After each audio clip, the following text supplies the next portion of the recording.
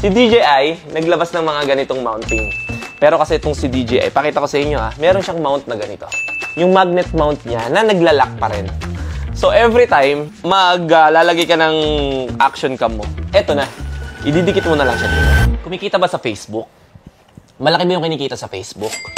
Doon sa kumikita, yes. Pero doon sa malaki, depende yan sa sipag mo. Pero, yung content natin ngayon, guys, magbibigay ako ng tips. Kung gusto mo maging content creator ngayong 2025, ibibigay ko yung mga pagkakamali. Actually, hindi naman pagkakamali. Mga ilan na in-upgrade ko na ngayong 2025 ay mas pinadali ng isang brand, which is ang DJI.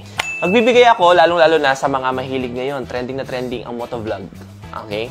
So, isa ang motovlog sa, kumbaga, pinakamarami nating videos na nagawa natin at dito rin tayo nag-start. Magbibigay ako ng ilang tips din sa helmet kung paano minamount yung camera at ano yung mga, kung wala ka pang camera ngayon, ito yung best na camera brand or series ng brand na pwede nyong bilhin. At kung galing ka naman sa GoPro at gusto mo mag-GoPro, papakita ko rin yung mga disadvantage sa helmet.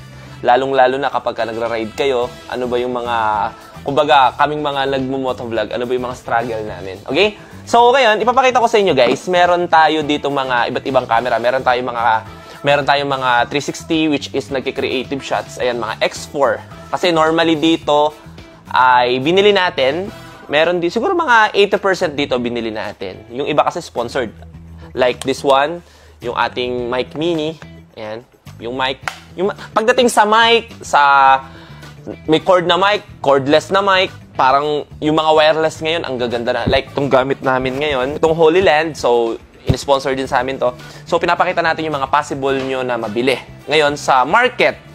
So, mag-start tayo sa GoPro, which is ang GoPro, sikat na sikat tong action cam na to. Okay? So, itong GoPro, goods naman siya. Wala akong masabi sa quality. Ang pinakamahirap lang na part, like, mag-start muna tayo sa pagiging motovlogger. Nakikita nyo nangyayari? Hinuhugot-hugot ko. Sa quality nito, goods to. Ang problema lang niya, guys, pakita ko sa inyo, itong part na to, kapag ka papakita ko, itong nakikita nyo na tinatanggal-tanggal namin. Ayan. So, ayun yung mga mahirap na part. Tatanggalin nyo kasi to. Ito kasi pang DJI, papakita ko sa inyo, So, normally, meron pa itong mga case na kinakabit namin kapag nagmo-motovlog kami. So, ngayon, pakita ko muna yung mga disadvantage. Diba? Ito, dalawa kasi yung GoPro natin. So, ito. So, ito, yung sisimulan natin. Yung helmet natin, nilalagyan natin ng camera. Which is, ito yung ikinakabit natin dyan at nilalagyan natin. So, di ko muna i-roros kasi yan. Ganyan-ganyan. Tapos, ikakabit mo itong mic. Ito yung mic. Kakabit mo yan dyan. Ngayon, kapag ka magpapalit ka ng battery, huhugutin mo siya. Tatanggalin mo ulit, pak. Tanggalin mo ganyan. So, mahirap siya. Hassle siya sa amin. Tatanggalin mo siya ganyan. Tatanggalin mo yung ito. Tatanggalin mo to. Tapos, balik ka ulit. Pasok mo ulit siya dito. So, yun yung medyo, struggle namin mga motovlogger. At the same time, pakita ko sa inyo guys, makikita nyo yung, itong cord ng mic. So, ilalagay mo kasi yan sa ilalim ng foam mo. Yan. So, nandito siya. Safe siya dito. Tapos, yung mic mo nandito sa ilalim ng chin mo, sa baba mo. So, ang isang disadvantage naman dito, bumubukol din minsan dito sa pisngin mo. So, medyo masakit siya minsan. Tapos, minsan, lumalawit siya. So, yon. And, yun lang yung isang disadvantage. Pero, nung naglabas si DJI, pakita natin to. Si DJI, naglabas ng mga ganitong mounting. Okay? Doon kasi sa pagdating sa mga quality ng video, halos parang nagkakapare-parehas na lang sila Pero kasi itong si DJI, pakita ko sa inyo meron siyang mount na ganito. Yung magnet mount niya na naglalak pa rin. Yung magnet mount siya na naglalak pa rin.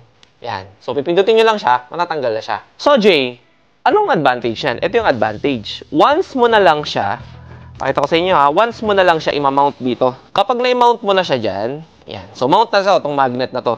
So, every time na lalagay ka ng action cam mo, eto na. Ididikit mo na lang siya dito. So, ganun kadali. So, Jay, paano magpalit ng battery? Ang hassle lang talaga ito. Pero pag nagpalit ka ng battery, eto na lang yan, guys. Eto na lang yung bubuksan mo dito. So, kunin mo na lang ito action cam mo. Yan. So, palitan mo ng battery. So, pagkapalit mo ng battery, di ba, ito yung lagay ng battery niyan. O, pag napalitan mo na ng battery, pasok mo dyan, balik mo na lang ulit dito. So, kapag binalik mo yan dito, ididikit mo na lang ulit siya dito. Ganon siya kadali. So ngayon, Jay, maingay yan kasi walang mic. Da? Nasaan yung mic? Ngayon, yung mic nito wireless na. Isang pinakamaganda. Ito guys, na nilabas ng DJI Mini na mini, syempre, na maliit. Ganito lang siya kaliit. So ito, automatic, kapag sinet mo to dito sa Action 5 mo, magkoconnect na siya agad. So saan to ilalagay? Sa loob na lang ng helmet. Ipit mo na lang siya dito. Ganun na lang siya kadali. At isa pa, itong mga device na lumabas ngayong 2025, itong Action 5 nila, I think 24-25 lumabas to. Ang haba na ng duration ng time ng recording niya. Even tong mic, plus 4 hours pa. So, ganun kadali ito. So ngayon, dati kasi, ang struggle namin, kapag ka GoPro yung gamit namin, ito atong GoPro, yung mahirap i-mount ha. Kapag tapos namin mag-vlog, bubuhatin namin yung mic namin, yung helmet namin, diretsong vlog lang ganyan. So guys, ganito kasi nga, minsan, wala tayong extra GoPro. So, ngayon, ito na lang din yung pinag-vlog natin. Tatanggalin mo pa yung mic, di ba? So, anong advantage nito? Ang gagawin mo, guys, kung isa lang to, kasi pricey din to eh, nasa 30K din to eh, di ba? Ang gagawin mo na lang, kukunin mo na lang siya, tapos kukunin mo na lang ito, yung tripod, mamount mo na lang siya. So, guys, nandito na kami ngayon sa location namin. Pagkatapos mo mag-vlog dun sa location, magmumotovlog ka na ulit, pabalik. Tanggalin mo lang ulit siya.